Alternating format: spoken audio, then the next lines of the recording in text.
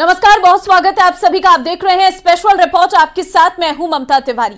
Doctor के सुझाव, नुस्खे और दवाओं पर मरीज आंख मूंदकर भरोसा कर लेता है और इसी उम्मीद में रहते हैं कि डॉक्टर ने जो दवा लिखी है वो उसे लेकर स्वस्थ हो जाएंगे।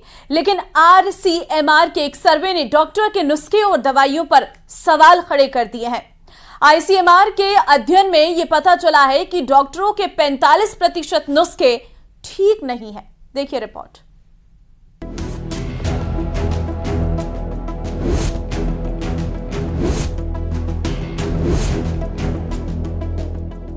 अस्पतालों में मरीजों के स्वास्थ्य से खिलवाड़, 45% डॉक्टर लिख रहे अधूरा पर्चा, कुछ के प्रिस्क्रिप्शन भी गलत। ICMR की रिपोर्ट में खुलासा, डॉक्टर की लापरवाही मरीजों पर भारी। डॉक्टरों को भगवान का दर्जा दिया जाता है क्योंकि ये मरीज को बचाने में जी जान लगा देते हैं। इस बीच चौंकाने वाले तथ्य भी सामने आए हैं। धरती के कुछ भगवान मानो अपना काम पूरी ईमानदारी से नहीं कर रहे हैं। 10 में से 4 से 5% डॉक्टर आधा अधूरा पर्चा लिख रहे हैं। ये खुलासा भारतीय आयुर्विज्ञान अनुसंधान परिषद यानी ICMR की रिपोर्ट से इस तथ्य का खुलासा हुआ है। 45% डॉक्टर्स के पर्चे में अधूरी जानकारी, कुछ के प्रिस्क्रिप्शन भी गलत। ICMR की रिपोर्ट में खुलासा, क्या देश के नामी अस्पतालों की OPD में डॉक्टर गलत पर्चे लिख रहे हैं? टॉप अस्पतालों के डॉक्टरों के आधे नुस्खे फेल। अस्पतालों में मरीजों के स्वास्थ्य से खिलवाड़। वहीं इस मामले में एक्सपर्ट्स कह रहे हैं कि यह स्टडी सबके लिए आंखें खोलने वाली है। डॉक्टर्स को एकेडमिक स्टाइल्स को अपग्रेड करते रहना जरूरी है। देखिए, ICMR की जो स्टडी आई है उसमें कुछ जो इम्पोर्टेंट पॉइंट है वो ये है कि एक तो टर्शरी लेवल के हॉस्पिटल्स में की गई है जहां पे हम स्टैंडर्ड ऑफ केयर काफी हाई एक्सपेक्ट करते हैं। ये OPD बेस्ड स्टडी है, 4800 प्रिस्क्रिप्शन को लिया है उन्होंने। जो मेन पॉइंट उभर के आते हैं, पहली बात तो 45% प्रिस्क्रिप्शन ऐसे हैं जो कि सेटिस्फैक्ट्री नहीं है, या तो पूरी तरह से गलत है, इलाज के जैसे इलाज होना चाहिए तो वो नहीं लिखा है। अगर लिखा भी है तो कहीं दवाई प्रॉपर नहीं है, ये दवाई की डोज प्रॉपर नहीं है। देखिए, भारत के अंदर जैसा हम देख रहे हैं एंटी माइक्रोबियल रेजिस्टेंस, एंटीबायोटिक का रेजिस्टेंस काफी ज्यादा बढ़ रहा है। तो इसके लिए बहुत ज्यादा जरूरी है कि एंटीबायोटिक जब भी लिखी जाती है, एक तो डॉक्टर के प्रिस्क्रिप्शन पे एंटीबायोटिक ली जानी चाहिए और उसके साथ साथ उस पर ड्यूरेशन पूरी क्लियर ठीक तरीके से मेंशन रहे तो बहुत ठीक रहता है पेशेंट के लिए भी। डॉक्टर के सुझाए नुस्खे और दवाओं पर मरीज आंख मूंद कर भरोसा कर लेते हैं और इसी उम्मीद में रहते हैं कि डॉक्टर ने जो दवा लिखी है वो उसे लेकर स्वस्थ हो जाएंगे। लेकिन ICMR के एक सर्वे ने डॉक्टर के नुस्खे और दवाइयों पर सवाल खड़े कर दिए हैं। ICMR के अध्ययन में पता चला है कि डॉक्टर के 45% नुस्खे ठीक नहीं हैं। ICMR ने खुलासा किया है कि करीब 45% डॉक्टर आधा अधूरा पर्चा लिख रहे हैं, जो सीधे तौर पर मरीजों के स्वास्थ्य से खिलवाड़ है। Indian journal of medical research के ताजा अंक में प्रकाशित इस अध्ययन के अनुसार अगस्त 2019 और अगस्त 2020 के बीच अस्पतालों के मेडिसिन, कम्युनिटी मेडिसिन, प्रसूति, स्त्री रोग, बाल रोग, त्वचा रोग, नेत्र और दंत चिकित्सा विभागों की OPD में डॉक्टरों द्वारा जारी प्रिस्क्रिप्शंस के 7800 नमूने एकत्र किए गए और ICMR के 13 केंद्रों में विशेषज्ञों ने इसका ऑडिट किया। अध्ययन में नुस्खों की कई खामियां बताई गई। अगर पेशेंट ठीक नहीं होता तो उसकी कंडीशन और खराब होती जाएगी, तो उसका ऑब्वियसली ड्यूरेशन ऑफ ट्रीटमेंट बढ़ेगा, उसकी कंडीशन बिगड़ेगी तो हो सकता है उसको एडमिट भी करना पड़े, कॉस्ट ऑफ थेरेपी बढ़ जाती है। इसके अलावा अगर आप अननेसेसरी एंटीबायोटिक्स लिख रहे हैं या एंटीबायोटिक्स प्रॉपर डोज में नहीं लिख रहे हैं या प्रॉपर ड्यूरेशन में नहीं लिख रहे हैं तो इससे एंटीबायोटिक का रेजिस्टेंस होने की संभावना बहुत होती है। तो आगे जाकर के एंटीबायोटिक काम भी न करे तो आपको उसका हायर एंटीबायोटिक्स में जाना पड़े। तो ये कुछ चीजें हैं, मुझे लगता है इस पे एज ए डॉक्टर्स को हम लोगों को थोड़ा ध्यान देना चाहिए। आपका एटीट्यूड बहुत कैजुअल नहीं होना चाहिए। दिल्ली मेडिकल काउंसिल के अध्यक्ष डॉक्टर अरुण गुप्ता ने कहा, जो सर्वे हुआ है उसमें यह बताया गया है कि जिन अस्पतालों में हम स्टैंडर्ड केयर की ज्यादा उम्मीद रखते हैं उसी में यह लापरवाही देखी जाती है। वहीं हेल्थ एक्सपर्ट समीर भाटी ने कहा, भारत के अंदर एंटीबायोटिक रेजिस्टेंस काफी ज्यादा बढ़ रहा है। इसके लिए बहुत ज्यादा जरूरी है कि एंटीबायोटिक जब भी लिखी जाए तो डॉक्टर के प्रिस्क्रिप्शन में प्रॉपर लिखी जानी चाहिए। बहुत ज्यादा जरूरी है कि जितना टाइमली हम डिजीज को चेक कर पाए, डायग्नोज कर पाए, उतना जल्दी इंटरवेंशन और ट्रीटमेंट शुरू हो जाता है। और हिस्ट्री भी बहुत पूरी तरीके से क्लियर प्रिस्क्रिप्शन पे मेंशन होनी चाहिए। अगर सही तरीके से प्रिस्क्रिप्शन में टेस्ट को बताया जाएगा तो उसे बीमारी की जड़ पहले से पता लगाई जा सकती है और उससे इलाज भी आसान होगा। हालांकि इस रिपोर्ट से डॉक्टर सहमत नहीं हैं। फिर ये तथ्य चौंकाने वाले हैं जिस पर गौर करना आवश्यक है। Bureau report, news 18 Rajasthan.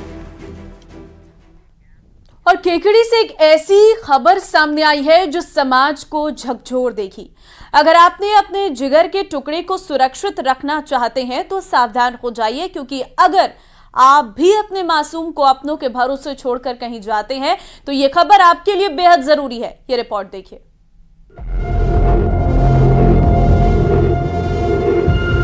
5 साल की मासूम से हैवानियत, अपनों ने किया भरोसे का कत्ल, घर में अकेलेपन का उठाया फायदा।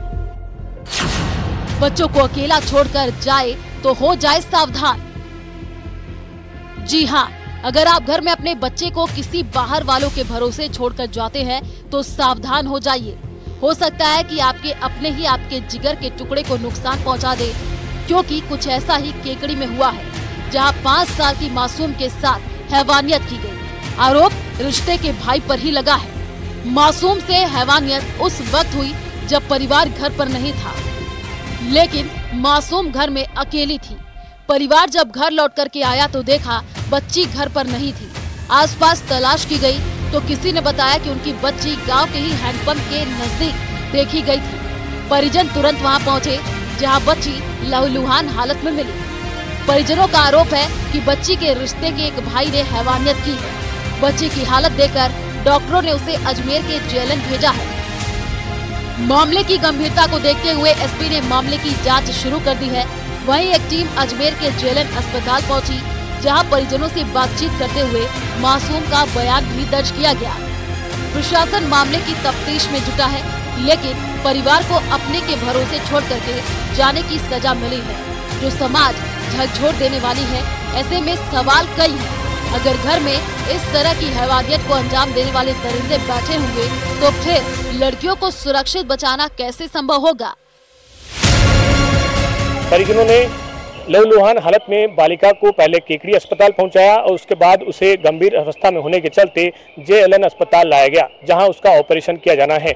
इस मामले में फिलहाल केकड़ी थाना पुलिस किसी तरह का बयान देने को राजी नहीं है, लेकिन इस मामले में उच्च कार्रवाई जारी है। वहीं एसपी से जब बातचीत की गई तो उन्होंने कहा कि इस मामले में परिजनों की ओर से दी जाने वाली रिपोर्ट के आधार पर इस मामले में कार्रवाई की जाएगी। कैमरा पर्सन कुशन सेन के साथ अशोक सिंह, न्यूज़ 18 अजमेर। दौसा में इन दिनों मेहंदीपुर बालाजी के राजकीय उच्च माध्यमिक विद्यालय का बुरा हाल देखने को मिल रहा है। बारिश के चलते स्कूल की छत टपक रही है, जगह जगह से प्लास्टर भी निकल रहा है। आलम यह है कि डर के साए में बच्चे पढ़ने को मजबूर हो रहे हैं।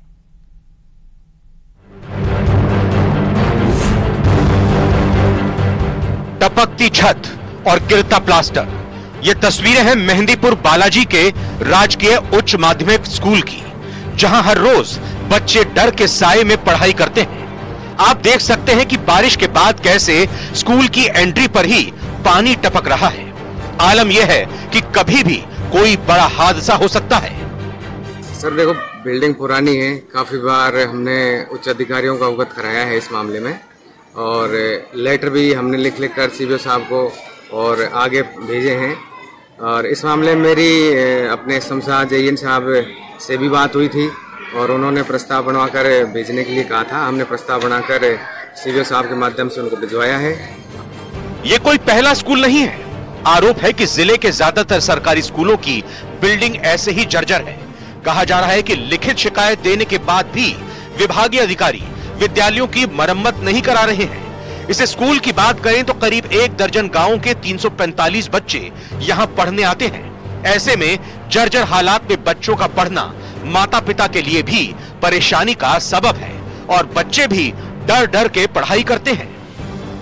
कमरों में पानी टपकता है, इससे हम बाहर बारिश में बाहर पढ़ाई करते हैं, तो अगर बारिश आती है तो बाहर भी पढ़ाई नहीं कर सकते हम।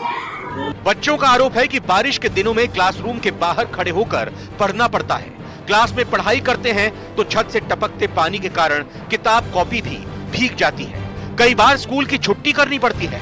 छात्र मजबूरी के चलते जर्जर हो चुके स्कूल में पढ़ने को मजबूर हैं। ऐसे में प्रशासन पर सवाल खड़े होते हैं कि क्या वो किसी बड़े हादसे का इंतजार कर रहा है।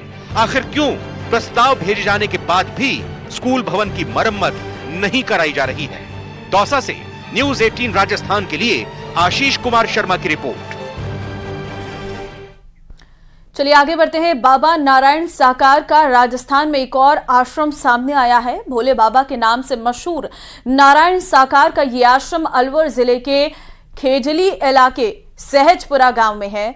उसमें बाबा के सेवक रहते हैं। इस आश्रम में बाबा कोरोना काल में करीब 10 महीने तक रहा था। यहाँ लगातार सत्संग होते थे, उनमें हजारों श्रद्धालु आते रहते थे। ग्रामीणों का आरोप है कि इस आश्रम में सहजपुरा के पुरुषों को प्रवेश नहीं दिया जाता था। आश्रम में महिलाओं व लड़कियों को ही जाने के लिए छूट थी। सहजपुरा गांव में बाबा का करीब 1.5 बीघा जमीन का आश्रम बना हुआ है। ग्रामीण देवीराम ने आश्रम के लिए उनको अपनी जमीन बेची थी। यहाँ बाबा ने पहले कई बार सत्संग कार्यक्रम का आयोजन किया था। हजारों की संख्या में श्रद्धालुओं की भीड़ जुटती थी। सहजपुर गांव के लोगों ने बाबा पर गंभीर आरोप लगाए हैं। उनका आरोप है कि बाबा के इस आश्रम में गांव के लोगों को जाने की इजाजत नहीं थी। उन्हें आने जाने से रोका दिया जाता था और बाहर के लोगों और श्रद्धालुओं को आश्रम में जाने की अनुमति दी जाती थी। ये बाबा जो बोले हैं, आपने कितना बीघा जमीन बेची है इनको? 1.5 बीघे। तो उसके बाद कितनी भूमि पे आप अतिक्रमण है, कितनी जमीन पे है? हाँ, इनने रास्ता रोक रखो, बिल्कुल रास्ता बंद कर दियो कमेटी के बारे में। यही झाड़ू पोंछा सफाई वफाई इसकी देखभाल करता हूँ। अच्छा, महाराज जी यहाँ कब के आए अंतिम बार यहाँ पे? ये महाराज जी आए 2020 में। अच्छा, उसके बाद में नहीं आए। ये तो कभी जवार आते हैं। कौन कौन से बार को आते हैं? मंगलवार को आते हैं, शनिवार। अच्छा, तो जब और ये गांव वालों को अंदर प्रवेश करने देते हैं? नहीं, किसी को भी नहीं करने देते? नहीं। तो ये जो आश्रम बना है बाबा का, इसके अंदर क्या है, आपने कभी जाके देखा? हमने कभी जाकर नहीं देखा। हम तो क्या अंदर प्रवेश नहीं करने देते किसी को? ना, किसी को ना घुसन देते हैं। तो वो महाराज जी यहाँ कोरोना काल में कितने समय रहते हैं यहाँ पे? यहाँ 1.5 साल रखे। कल यानी 10 जुलाई को भजनलाल सरकार अपना पहला पूर्ण बजट पेश करने जा रही है। वित्त मंत्री दिया कुमारी राजस्थान विधानसभा में बुधवार को पूर्ण बजट पेश करेगी। जानकार मान रहे हैं कि राजस्थान के बजट में गरीब, युवा, अन्नदाता और महिलाओं पर फोकस रह सकता है। बजट से पहले सभी वर्गों के लोग उम्मीद लगाए बैठे हैं। देखिए रिपोर्ट।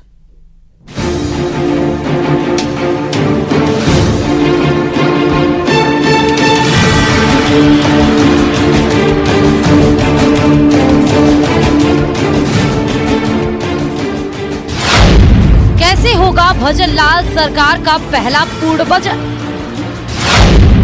वित्त मंत्री दिया कुमारी पेश करेंगी बजट। युवाओं महिलाओं पर रह सकता है फोकस। यूं तो बजट किसी भी सरकार के साल भर के खर्चे का लेखा जोखा होता है, लेकिन वो बजट ही होता है जिसमें सरकार का नजरिया और उसकी विकासवादी सोच को दर्शाता है। बुधवार को भजनलाल सरकार अपना पहला पूर्ण बजट पेश करने जा रही है। प्रदेश की भजनलाल सरकार पहला पूर्ण बजट 10 जुलाई को पेश करने जा रही है। ये बजट अपने आप में खास रहने वाला है। इसके अंदर करीब 20,000 करोड़ रुपए का बजट पेश किया जाएगा, जिसमें युवाओं, महिलाओं, खिलाड़ियों से लेकर किसान और मजदूर का खास ख्याल रखा गया है। खासकर इस बजट के अंदर आगामी 5 वर्षों का जो विजन है वो दिखाई देगा। प्रदेश सरकार का बजट आने वाले 5 साल के विजन को दर्शाएगा, क्योंकि ये बजट कई मायनों में अहम रहने वाला है। क्योंकि प्रदेश में 5 विधानसभा सीटों पर उपचुनाव होने हैं, तो वहीं निकाय चुनाव भी नजदीक है। आइए आपको बताते हैं कि भजनलाल सरकार के पूर्ण बजट में प्रदेश की जनता को क्या क्या मिलने वाला है। राजस्थान में भजनलाल सरकार का पहला पूर्ण बजट 20,000 करोड़ रुपए का हो सकता है। 10 जुलाई को पेश होने वाले पूर्ण बजट में प्रदेश सरकार के बजट में क्या?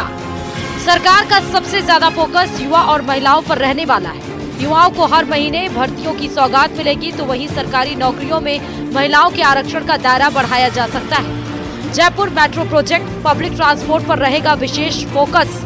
जयपुर मेट्रो के फेज 1D का विस्तार के लिए भी बजट में प्रावधान रखा गया है। ट्रैफिक मैनेजमेंट सिस्टम के लिए बजट में खास ख्याल रखा गया है। किसानों और पशुपालकों को बजट में अनुदान, लोन के माध्यम से राहत देने पर विचार हो सकता है। लघु उद्योग प्रोत्साहन, सौर ऊर्जा को बढ़ावा देने के लिए अतिरिक्त बजट दिया जा सकता है। चिकित्सा सुविधाओं में विस्तार के लिए एयर एम्बुलेंस सेवा शुरू करने पर विचार हो सकता है। ERCP, सिंचाई क्षेत्र समेत बुनियादी ढांचे पर अतिरिक्त बजट देने का फैसला हो सकता है। सभी वर्गों को ध्यान रखते हुए बजट तैयार किया गया है। बजट को खास बनाए जाने के लिए 1 महीनों से तैयारियां की जा रही थी, जिसके लिए कर्मचारी, व्यापारी, महिलाओं, युवाओं, उद्यमियों, किसानों से 1-to-1 फीडबैक लिया गया है। ERCP हो या शेखावटी अंचल को यमुना का पानी पहुंचाना हो, उसके लिए बजट में विशेष प्रावधान किया गया है। तो वहीं युवाओं के लिए इस बजट के अंदर 75,000 से ज्यादा भर्तियों की घोषणा की जा सकती है।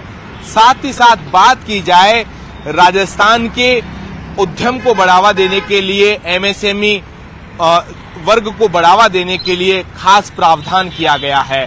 तो वहीं अगर बात की जाए विकास डेवलपमेंट की, तो इसके अंदर राजधानी जयपुर को मेट्रो के विस्तार के लिए अतिरिक्त बजट मिल सकता है।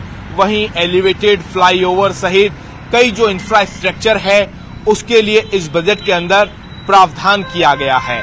न्यूज 18 राजस्थान के लिए सहयोगी अविनाश शर्मा के साथ रोशन शर्मा की रिपोर्ट। कल पेश होने वाले भजनलाल सरकार के पूर्ण बजट को लेकर हर वर्ग के लोग उत्साहित हैं। बजट में खेल जगत को बड़ी उम्मीदें हैं। बजट में आम खिलाड़ियों को क्या कुछ उम्मीदें हैं? SMS स्टेडियम में अभ्यास करने वाले खिलाड़ियों से बात की हमारे संवाददाता ने। मैं इस समय में पहुंचा हुआ हूं SMS स्टेडियम में, जहां पर कि खिलाड़ियों से बात करूंगा कि खेल जगत में वे किस तरह की उम्मीदें और अपेक्षाएं सरकार से रखते हैं, किस तरह से बजट में उन्हें उम्मीदें हैं कि खेलों को, खिलाड़ियों के हित में जो चीज़ें हैं वो मिल सकेगी। मेरे साथ में अलग अलग खेलों से जुड़े हुए कुछ खिलाड़ी जो है वो इस समय मौजूद हैं, और ये तीरंदाजी का मैदान है मेरे साथ में, यहाँ पे बास्केटबॉल के भी कुछ खिलाड़ी। आप लोग से मैं जानना चाहूँ सबसे पहले, किस तरह से उम्मीदें हैं, सरकार से क्या अपेक्षाएं हैं इस बजट में? सर, हम सरकार से उम्मीद करते हैं कि सर अपने इंफ्रास्ट्रक्चर में बदलाव करें, और जो सरकार अपनी जो पिछले आज़ादी के बाद 75 वर्ष के बाद में भी हमारे जो सरकार ने जो अपने प्रयास नहीं किया, जिससे हमारे खेल मतलब बाधित हो रहे हैं, तो हम चाहते हैं कि सरकार अपने इंफ्रास्ट्रक्चर में बदलाव करे, जिससे हमें आगे बढ़ने का मौका मिले। इक्विपमेंट सपोर्ट्स के साथ में TA की जो तमाम व्यवस्थाएं आपकी रहती है, वो एक लंबा वेटिंग उसमें जो है वो चलता रहता है। अवार्ड मनी की बात करते हैं, क्या देखिए उसको एक सिस्टम जो है वो क्रिएट हो? देखिए, इस चीज़ के लिए मैं कहना चाहूँगा कि जो कैश अवार्ड हमें दिया जाता है, पहली चीज़ बार बार पॉलिसियाँ चेंज हो रही है, और उन पॉलिसी में चेंज होते होते अभी ये कंडीशन कर दी गई है राजस्थान सरकार द्वारा कि जो एक खिलाड़ी है, अगर वो अपने खेल में इतना माहिर है कि एक ही प्रतियोगिता में वो 3 पदक जीत रहा है, तो उसको किसी एक पदक का ही पैसा दिया जा रहा है। तो कहीं ना कहीं ये खिलाड़ी के लिए उसकी जो मेहनत है उसको कम आंका जा रहा है। स्टेडियम में फैसिलिटीज़ इम्प्रूवमेंट हो, खिलाड़ियों के लिए जो है वो खास तौर पर ध्यान दिया जा सके कि उन्हें किस तरह से आगे बढ़ाया जा सके, और ख़ास तौर पर नवोदित खिलाड़ी जो उभरते हुए खिलाड़ी हैं उनको किस तरह से सरकार जो है उनमें संभावनाएं देखते हुए उन्हें किस तरह से ओलंपिक स्तर पर जो है वो ले जा करके उनकी तैयारियों को अमली जामा पहना सके, उस दिशा में सोचने की जो बात है, वो विचार करने की बात है, वो यहाँ पर हो। इस तरह की तमाम जो उम्मीदें, अपेक्षाएँ हैं वो यहाँ पर खिलाड़ियों ने जताई है, और सरकार से ये उम्मीदें, ये अपेक्षाएँ कितनी पूरी होगी इस बजट में, ये जरूर देखने वाली बात होगी। कैमरा पर्सन अविनाश के साथ महेश दाधीच, न्यूज़ 18 जयपुर। प्रदेश भर में अब भूजल दोहन पर रोक लगाकर जल संरक्षण को प्रोत्साहित करने के लिए सरकार ने कमर कस ली है। सरकार इसी विधानसभा सत्र में पहली बार वाटर एक्ट लाने की तैयारी कर रही है। नए वाटर एक्ट में नए ट्यूबवेल पर अंकुश लगाने के साथ साथ भूजल दोहन के बड़े कड़े प्रावधान किए जा सकते हैं, और आमजन को पीने के पानी की व्यवस्था की सुनिश्चित करने के लिए आमजन और वाणिज्यिक स्तर पर पानी के उपयोग के नियमों में भी सख्ती बरतने की तैयारी की जा रही। नए वाटर एक्ट में सरकार गुजरात सरकार के पैटर्न पर भूजल संरक्षण को प्रोत्साहित करने के प्रयास कर सकती है।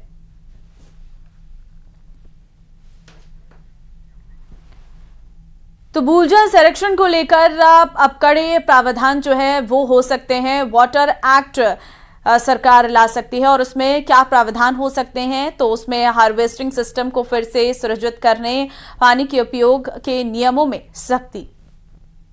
इसके लिए इस विधानसभा के सत्र में हम बिल ला रहे हैं भू जल विभाग के द्वारा, जिसमें जो भी अब ट्यूबवेल्स लगाएंगे उनको हम पाबंद करेंगे कि जितना आप लोगे, कम से कम अगर 100 लीटर पानी निकाल रहे हो तो 100 लीटर पानी चाहे बारिश से उसको वापस पुनर्भरण हो, चाहे जो वेस्टेज पानी को वहाँ जाके पुनर्भरण हो, इसके लिए हम वो लेके जा रहे हैं। वो प्रावधान करेंगे तो ही ट्यूबवेल लगा पाएंगे हर चीज़ के लिए।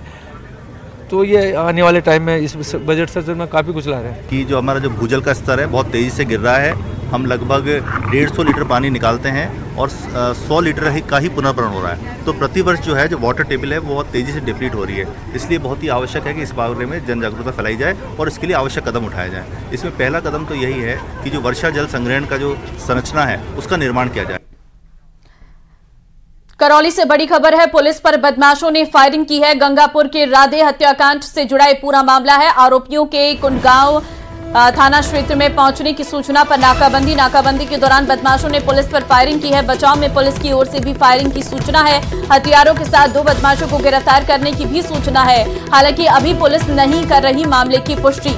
तो बड़ी जानकारी इस वक्त आपको दे रहे हैं। करौली से यह खबर है, पुलिस पर बदमाशों ने फायरिंग की है। बचाव में पुलिस की ओर से भी फायरिंग की सूचना सामने आई है। हालांकि अभी पुलिस नहीं कर रही है मामले की पुष्टि। हथियारों के साथ 2 बदमाशों को गिरफ्तार करने की भी सूचना सामने आई है, लेकिन अब इसमें ऑफिशियल तौर पर पुलिस की तरफ से कुछ भी नहीं कहा गया है। लेकिन ये बड़ी जानकारी है जहां पर गंगापुर के राधे हत्याकांड से जुड़ा ये पूरा मामला आपको हम बता रहे हैं। संवाददाता धर्मेंद्र फोनलाइन पे हमारे साथ है। धर्मेंद्र, खबर सामने आई है कि पुलिस ने बदमाशों पर फायरिंग की है, जिसमें 2 लोगों को गिरफ्तार करने की भी बात आई है।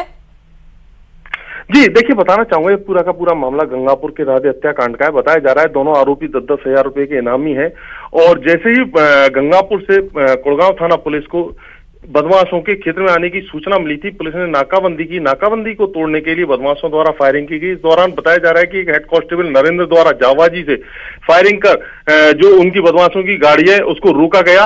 वीडियो में भी साफ दिख रहा है कि बदमाशों की गाड़ी एक खेतों में जाकर गिरी है। इसके बाद बदमाशों को पकड़ा है। बदमाशों के पास कुछ हथियार मिलने की भी सूचना है। हालांकि थोड़ी देर में पुलिस पूरे मामले का खुलासा करेगी, जब जाकर पूरे हत्याकांड का जो पूरा जो खुलासा होगा।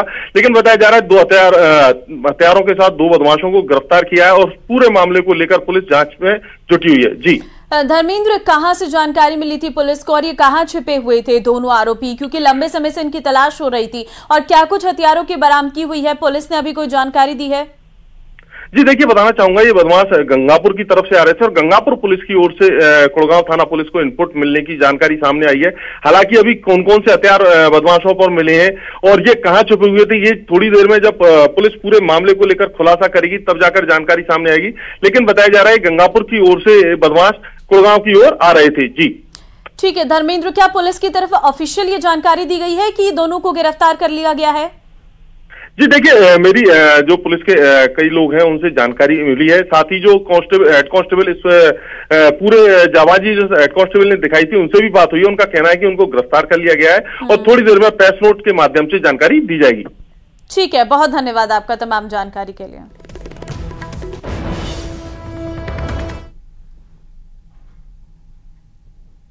चलिए, स्पेशल रिपोर्ट में फिलहाल के लिए बस इतना ही। आगे आप देखिए 30 मिनट में 50 जिले। नमस्कार।